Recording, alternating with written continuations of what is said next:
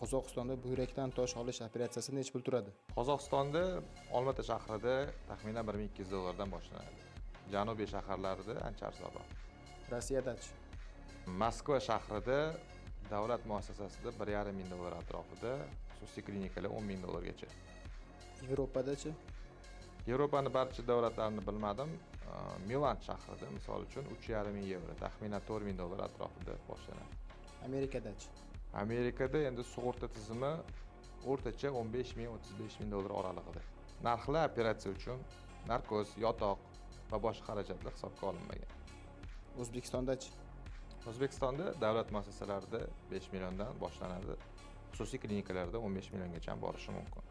Agar sizni buyrak sanchig'i, buyrakdan tosh ko'chishi, siylikda qon paydo bo'lishi, siyishda og'riq, varikotsel, bepushtlik, jinsiy zaiflik kabi urologik muammolar bezovta qilayotgan bo'lsa, buni kechiktirmang.